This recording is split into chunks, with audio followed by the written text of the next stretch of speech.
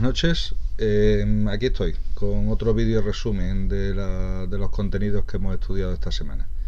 En esta ocasión nos vamos a centrar en el estudio del léxico español.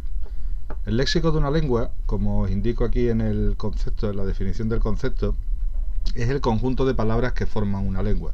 Como os podréis imaginar, las lenguas tienen millones de palabras y dependiendo de la historia de la lengua, pues esas millones de palabras pues tendrán diferentes procedencias, ¿no? de otras lenguas de las que deriva la lengua de la que estamos hablando. En el caso del español pues podría ser el latín, o bien de lenguas con las que se ha tenido cierto contacto, o bien palabras que sean de nueva creación. Eso es lo que vamos a estudiar en esta semana, en el tema de hoy. En principio el esquema va a partir de tres conceptos o tres ideas principales, que son en las que yo quiero que nos centremos. La primera de ellas es cuál es el origen principal de las palabras del español. La segunda sería cómo es la estructura de la palabra española. Y en tercer lugar, los mecanismos de los que dispone la lengua española para formar nuevas palabras. Bueno, pues sin más vamos a empezar con la primera idea, que es el origen de las palabras en español. Enfocamos el concepto y vamos a ampliarlo un poco para que se vea mejor. Voy a poner así al 150. Las palabras del español proceden en su mayoría... ahí está. Las palabras del español proceden en su mayoría del latín. El español es una lengua romance. Lenguas romances, recordad que lo hemos visto ya en otro momento del curso, son todas esas lenguas que vienen derivadas de la lengua latina, la lengua que se hablaba en la época del Imperio Romano. Son muchas las lenguas romances que hay, el español es una de ellas, también el portugués, catalán, gallego, en la península ibérica, y a estas hay que sumar pues el francés, el italiano, el rumano, el sardo que se habla en Cerdeña y una lengua con muy pocos hablantes que se habla en Suiza, que es el retorromance o el romanche. El español, como lengua romance que es, la mayoría de su vocabulario procede del latín, y a esas palabras que proceden del latín las llamamos palabras patrimoniales, que serían por tanto las palabras que proceden de la lengua latina. Lo que pasa es que a lo largo de la historia del español, que son ya muchos siglos de existencia del español y ha ido variando, ampliando su vocabulario, cambiando, la civilización española ha tenido contacto con otras civilizaciones, con otras lenguas, con otras culturas, y de todas ellas se ha incorporado algún resto de vocabulario, algún rastro de vocabulario en nuestra lengua. A eso es a lo que le llamamos préstamos. ¿Cuáles son los préstamos principales que encontramos en español? Bueno, yo os lo he querido ordenar ahí en cuatro orígenes fundamentales. Unos son los préstamos prerromanos, que son las palabras procedentes de las lenguas que se hablaban en la península ibérica antes de la llegada de los romanos, allá por el siglo II a.C. Dentro de esos préstamos prerromanos, pues la mayoría proceden de lenguas celtíberas, ¿no? En la península ibérica habitaban pueblos celtas, pueblos íberos, cada uno de los cuales pues tenía sus lenguas, y algunas de esas palabras han dejado su rastro en nuestra lengua. Por ejemplo, la palabra perro.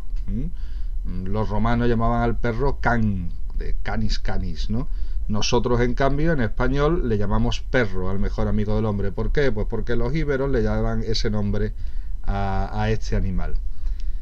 Cuando desaparece el Imperio Romano, llegan a la península un pueblo bárbaro, un pueblo godo, un pueblo germánico, que son los visigodos, que tenían una lengua, la lengua visigoda, una lengua emparentada con el alemán actual, aunque ya desaparecida, que también nos ha dejado algún rastro de vocabulario en nuestra lengua, palabras como guerra o como yelmo, ¿no? Palabras casi todas ellas vinculadas al ámbito de la guerra, puesto que los visigodos era un pueblo guerrero, un pueblo batallador. También nos ha dejado muchos antropónimos, que son nombres de personas, por ejemplo Fernando, Elvira, ¿no?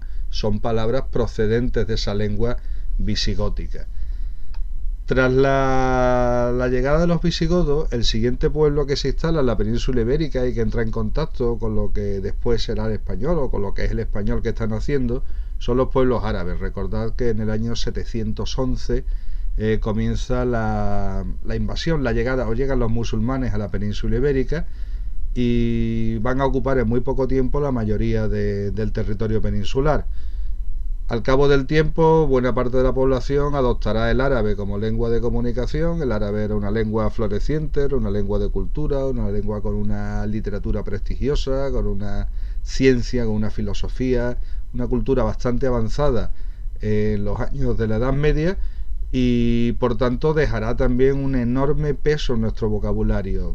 Pensad que muchas palabras que tienen que ver con la agricultura tecnificada, como acequia, por ejemplo, o con la administración, como palabras como alcalde, o con nombres de ciudad, piensen ustedes en Alcalá, por ejemplo. Bueno, pues todas esas son palabras que proceden del árabe y les llamamos arabismos. Además de estos préstamos prerromanos, de estos germanismos, de estos arabismos, pues hay otros préstamos, otras fuentes de donde viene nuestro vocabulario.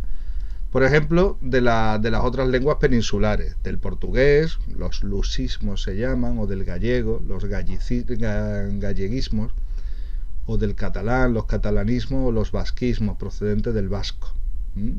Todas estas lenguas dejarán un rastro en el vocabulario español, al igual que el vocabulario español va a dejar un rastro en ellas. Otra fuente importante de vocabulario español serán los galicismos, es decir, las palabras que proceden del francés. De la misma manera, el contacto con Italia, que durante varios siglos fue parte del Estado español, se les denomina italianismos porque también dejarán un rastro en nuestro vocabulario. Y desde mediados del siglo XIX, que la cultura anglosajona, la cultura inglesa, se convierte en la cultura dominante en el mundo, pues eso va a explicar que entren masivamente palabras procedentes del inglés en nuestra lengua. Piensen ustedes en el fútbol, por ejemplo, o yo qué sé, los árbitros de fútbol, pues los elementos del campo de fútbol, pues le llamamos el córner, ¿no? O el penalti, ¿no? A uno de las situaciones que se pueden dar en un partido de fútbol. Bueno, pues todos esos serían anglicismos, a los que había que sumar pues los miles de anglicismos que actualmente están entrando en nuestra lengua, pues fruto de las redes sociales, del contacto con la cultura anglosajona, con la cultura inglesa y con la cultura norteamericana. Bueno, pues estos serían los principales orígenes de las palabras español. Una mayoría de las palabras, la inmensísima mayoría de las palabras del español son palabras patrimoniales, palabras que proceden de la lengua latina, que se han cambiado a lo largo del tiempo, que han cambiado, que han evolucionado. Por ejemplo, piensen ustedes en la palabra mensa, que da nuestra mesa actual, o mulier, que da nuestra mujer actual, o lectuca, que da nuestra lechuga actual. Bueno, son cientos, miles de palabras que proceden del latín. A esa base principal hay que sumarle pues estos otros préstamos que os he ido comentando de distintas procedencias. Volvemos al esquema de partida, vamos a cerrar esto y nos vamos a la segunda idea, que es la estructura de la palabra española. La estructura de la palabra española está compuesta por dos elementos principales. Uno de ellos es el lexema, al que también a veces se le llama raíz. Esta parte de la palabra es la encargada de aportar la información principal, el contenido absoluto, la significación de la palabra. Por ejemplo, si pensamos en la palabra niño, las letras N y ñ son las que nos aportan la información de que estamos hablando de un ser humano de corta edad. Y después nos quedaría el sonido O del final, que nos indica que ese ser humano de corta edad es de género masculino. Pero la información principal, ser humano de corta edad, aparece en la primera parte de la palabra. Fijaos que si utilizamos otras palabras que utilicen esos mismos sonidos, por ejemplo, aniñado, niñería, niñato, niñera, en todos esos casos la información de ser humano de corta edad viene aportada por los sonidos N y ñ. Eso es lo que conocemos como lexema. Identificar un lexema es algo relativamente fácil. Lo único que tenemos que hacer es construir la familia léxica de la palabra, es decir, pensar en un conjunto de palabras que comparten un significado y que comparten una forma. La parte de la palabra, los sonidos, las letras que se repiten en toda esa familia léxica es lo que conocemos como lexema o raíz. Este lexema o raíz suele venir acompañado de otros elementos de la palabra, que son los que llamamos morfemas. El morfema o los morfemas los hay de dos tipos principales en las lenguas. Uno son los morfemas flexivos. Los morfemas flexivos son esos morfemas que nos aportan tres informaciones principales. Nos indican cuál es el género, si el género de la palabra es masculino o femenino. Nos indican cuál es el número, si es singular o plural, y en el caso de que se trate de un verbo nos indica pues el tiempo en el que está, si es pasado, presente o futuro, o el modo, si es indicativo o subjuntivo, o el aspecto, si es perfecto o imperfecto, la persona, primera, segunda, tercera, etcétera. Diferentes informaciones de tipo verbal. Esos serían, por tanto, los morfemas flexivos, los que nos aportan información de género y número en las palabras que soportan género y número, que son el sustantivo y el adjetivo, o información de tipo verbal en los verbos. Además del morfema flexivo, un segundo morfema que tenemos en nuestra lengua es el morfema derivativo.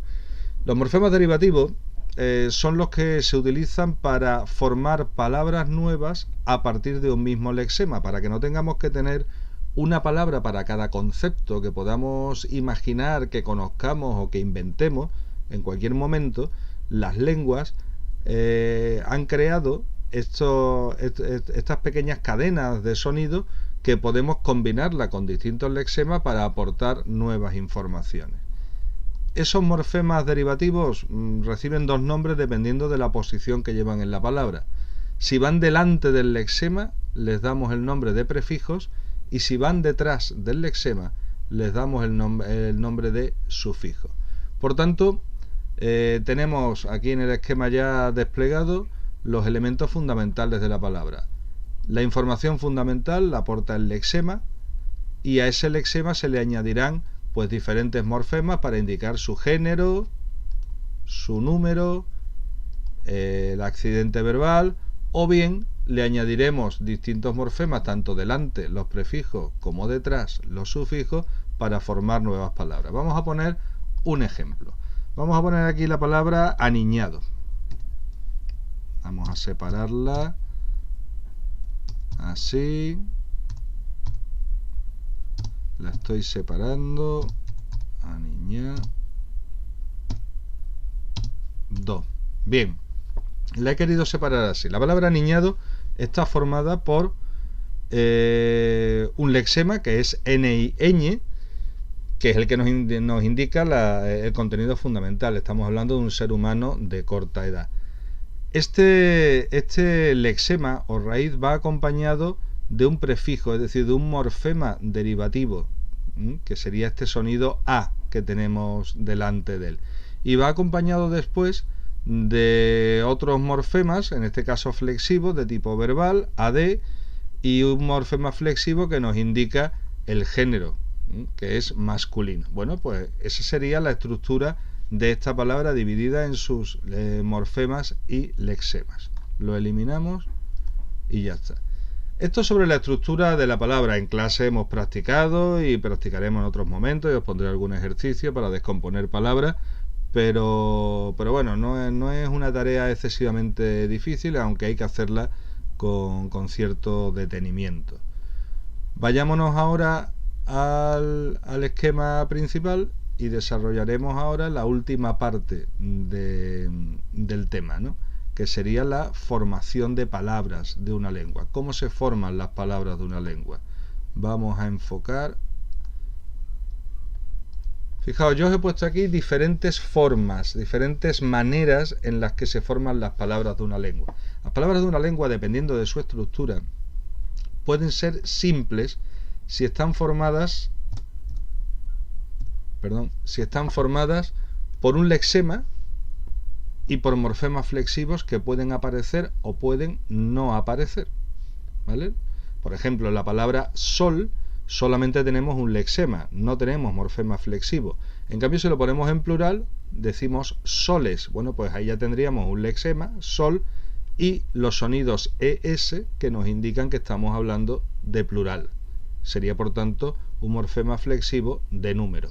Esa sería la palabra simple, la que está formada por un único lexema y morfemas flexivos que pueden aparecer o pueden no aparecer. Sobre las palabras simples podemos formar las palabras derivadas. ¿Qué es una palabra derivada? Bueno, una palabra derivada es una palabra que está compuesta por un único lexema, que por fuerza tiene que llevar al menos un morfema derivativo, bien sea delante un prefijo, bien sea detrás un sufijo, y que puede ir acompañado de morfemas flexivos o no. Es el ejemplo que estuvimos viendo hace un momento con aniñado.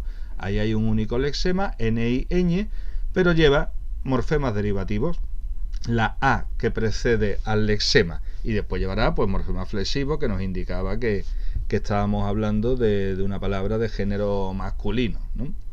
Esto sobre las palabras derivadas.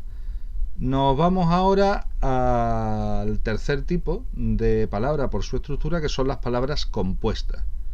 Desplegamos los elementos. ¿Qué es una palabra compuesta? Una palabra compuesta es una palabra que tiene más de un lexema. Más de un lexema. 2, 3, 4, 300, los que queráis. Más de un lexema.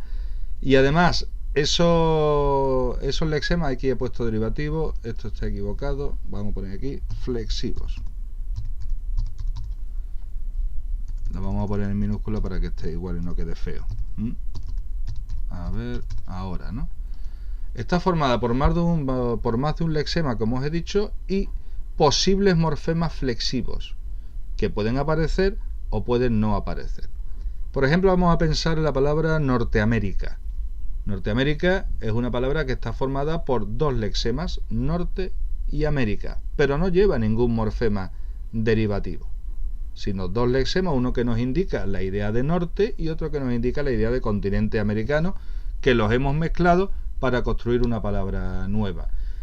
Podríamos ponerlo en plural, las Norteaméricas, ¿no? Si queremos hablar de las distintas formas de entender la vida en Norteamérica. Entonces llevaría un morfema flexivo de número, ¿vale? Eso sería una palabra compuesta. Otro tipo de palabra que tenemos son las palabras parasintéticas. Aquí desplegamos, os indico que hay dos tipos de palabras parasintéticas. El primer tipo de palabras parasintéticas es el que está formado por más de un lexema, por al menos un morfema derivativo. Fijaos, en eso se diferencia de las palabras compuestas. En las palabras parasintéticas del tipo 1 hay más de un lexema, igual que en la compuesta, pero hay morfemas derivativos que no existen en la compuesta. A estos morfemas derivativos y a este más de un lexema del tipo 1 de las parasintéticas se le pueden añadir morfemas flexivos. Por ejemplo, antes hablábamos de la palabra Norteamérica. Bueno, pues si yo quiero hablar de las personas que habitan en Norteamérica, tendré que añadir un morfema derivativo. En este caso, tendría que decir norteamericano o norteamericana. Con lo cual, vamos a escribirlo aquí si queréis para que os quede más claro. Quedaría algo así como norteamericana. Esta sería la descomposición de la palabra. Un lexema norte, otro lexema Améric, un morfema derivativo AN que nos indica que son los habitantes o procedentes de Norteamérica, y después un morfema flexivo, en este caso de género femenino. Eso sería la palabra parasintética de tipo 1. Lo eliminamos para no distraernos.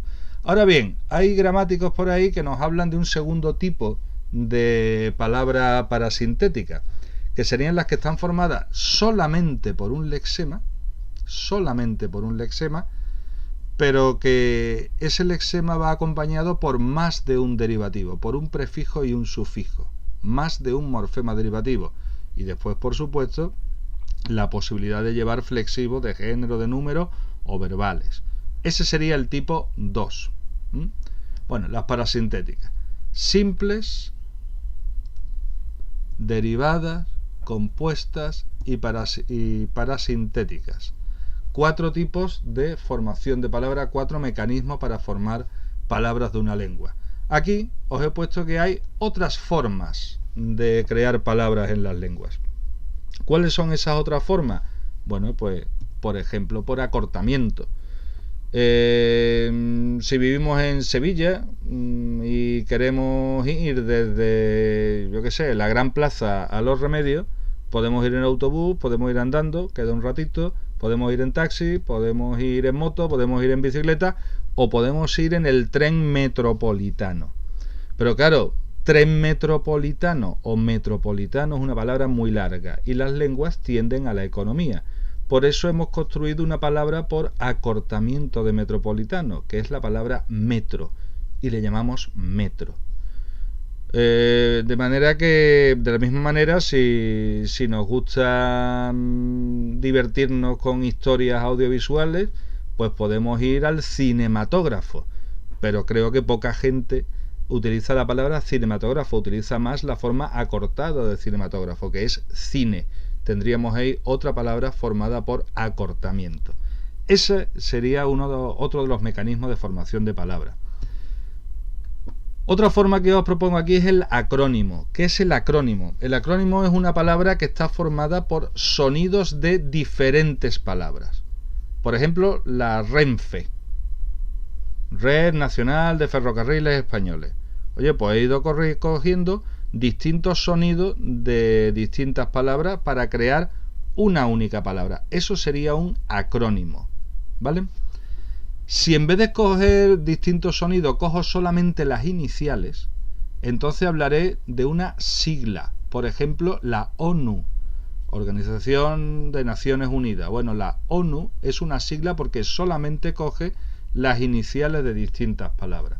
Y otro tipo que os propongo aquí son los epónimos, ¿no? Que son palabras creadas a partir de nombres propios, de nombres de marca. Por ejemplo, ese refresco de color oscuro que lleva burbujas y muchísimo azúcar y que a la gente le gusta mucho, pues no le llamamos refresco de cola. No solemos decir que en un bar no solemos pedir un refresco de cola, sino que solemos pedir una Coca-Cola.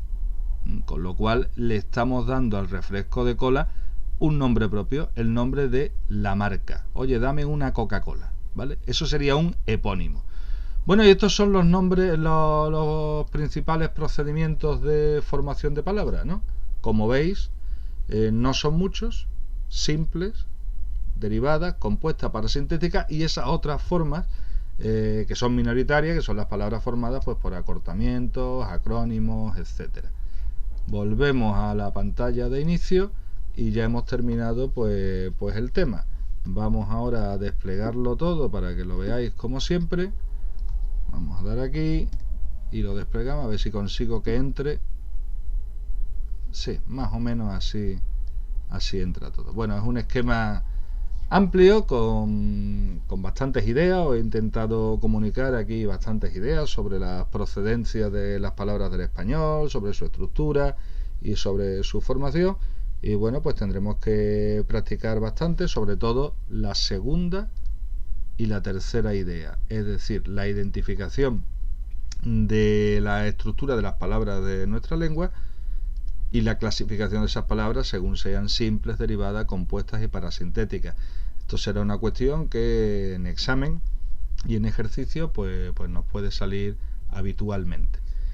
Y nada más, hasta aquí el vídeo resumen de esta semana. Espero que os haya aclarado las ideas y que os haya sido de utilidad. Como siempre, en el esquema tenéis el esquema para imprimir y estoy a vuestra disposición para resolver las dudas que se os generen. Buenas noches y buena suerte.